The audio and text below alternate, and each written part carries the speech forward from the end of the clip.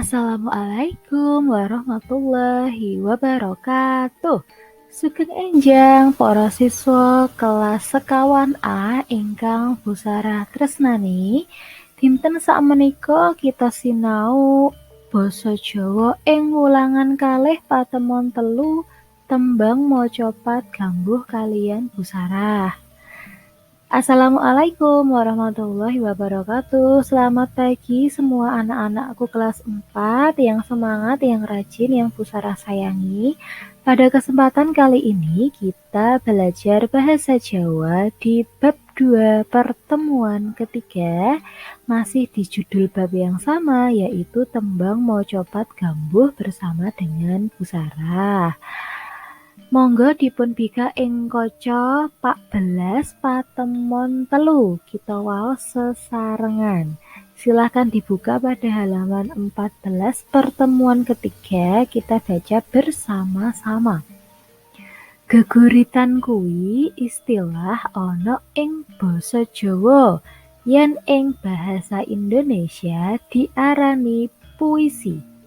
Geguritan yaiku syair utawa tembang kang tanpa nganggo paugeran utawa pathokan tartamtu. Mulane kabeh wong bisa gampang ngarang geguritan. Amarga ora nganggo aturan kaya dene tembang mocopat. Geguritan iku akeh kang ngemot surasa luhur. Kanthi mangkono bisa diarani sastra adiluhung. Salah sawijining wohing kasusastran kasebut endah lan becik yen fungsi kekarone bisa nyawiji, yaiku endah yen diwaca lan migunani tumrap budi pekertining wong kang maca utawa ngrungokake. Busara artikan dalam bahasa Indonesia supaya kalian lebih paham. Geguritan itu adalah sebuah istilah di dalam bahasa Jawa. Jika dalam bahasa Indonesia disebutnya adalah puisi.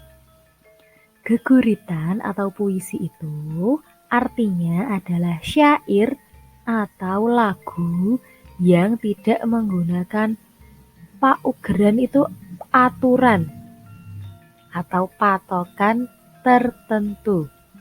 Maka semua orang bisa mudah untuk membuat atau mengarang puisi atau geguritan tadi karena tidak adanya aturan, seperti halnya tembang mocopat. Kalau tembang mocopat ada aturan tertentunya, namun jika geguritan tidak ada aturannya, maka disebut puisi bebas utawa geguritan iku tembang kang bebas.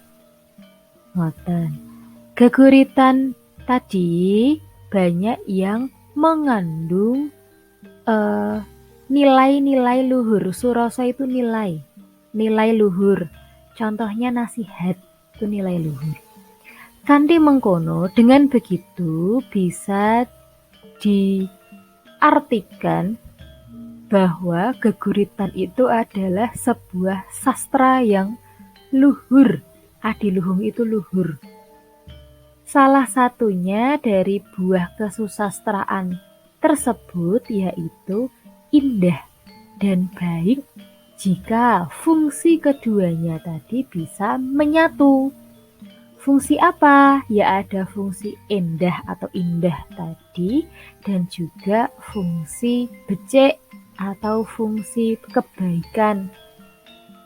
Endahnya adalah endah ketika dibaca, yaitu kata-katanya indah, terdengar indah, dan juga berguna dalam hal budi pekerti orang yang membaca atau yang mendengarkan. Karena berisi nasihat, maka geguritan ini selain memiliki bahasa yang indah, juga memiliki nasihat yang juga indah bagi pendengarnya. Gitu. Jadi kita belajar tentang geguritan atau puisi. Lajeng kaca 14 ing paragraf sak ngisore. Lanjut masih di halaman 14 di paragraf bawahnya.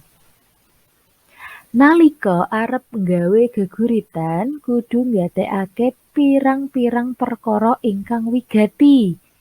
Ing antarane yaiku ketika akan membuat geguritan harus memperhatikan beberapa hal-hal yang penting. Wigati itu penting. Antara lain yaitu 1. Nemtokake tema geguritan. 1. Menentukan tema geguritan. 2. Menehi judul utawa sesirah utawa irah-irah. Memberikan judul nama lainnya sesirah atau irah-irah. 3. Milih tembung utawa diksi ukara sing mentes. Nomor 3, memilih kata-kata atau pilihan kata. Diksi itu pilihan kata ing basa Indonesia. Ukara itu kalimat. Sing mentes itu yang cocok atau yang pas. Jadi nomor 3, memilih kata-kata atau pilihan kata pada kalimat yang cocok. 4. Golek lan ngerakit ukara kang ana bobote kasusastran. Nomor 4, mencari dan merancang atau menyusun kalimat yang memiliki nilai-nilai kesusastraan dalam bahasa Jawa. Bisa bertanya kepada orang tua atau bisa juga melihat di buku pepak basa Jawa. Itu banyak kata-kata yang indah atau kata-kata yang indah dalam sastra Jawa. 5. Konsentrasi kang serius kanggo ngelancarake daya imajinasi.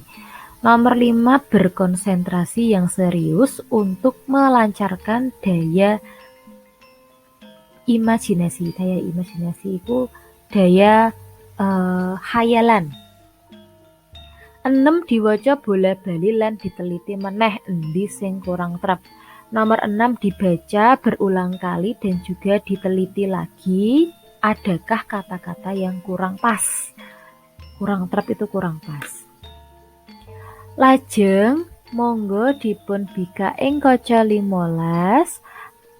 Anak-anak kagungan tugas yaiku cobanen nggarap gladen piwulang 2 kaca 15 tekan 16 ing buku tulismu kanthi ngginakake pulpen. Selanjutnya silakan dibuka pada halaman 15. Kalian ibu beri tugas, anak-anak ibu minta untuk mencoba mengerjakan latihan piwulang 2, latihan bab 2 di halaman 15 sampai 16 di dalam buku tulisnya anak-anak dengan menggunakan bolpen. Sakmenika sinaune basa Jawa, monggo anak-anak dipun lajengaken piyambak anggenipun sinau angsal tanglet kalian bapak ibu utawa anggota kulawargamu ing dalem. Kirang langkungipun Busarah nyuwun pangapunten. Wassalamualaikum warahmatullahi wabarakatuh. Sekian dulu pelajaran dari Busarah. Silahkan anak-anak dilanjutkan sendiri untuk mengerjakan tugas. Boleh bertanya kepada bapak, ibu, orang tuamu, atau keluarga di rumahmu jika mengalami kesulitan. Akhir kata, Busarah mohon maaf jika ada kekurangan ataupun kelebihannya. Wassalamualaikum warahmatullahi wabarakatuh.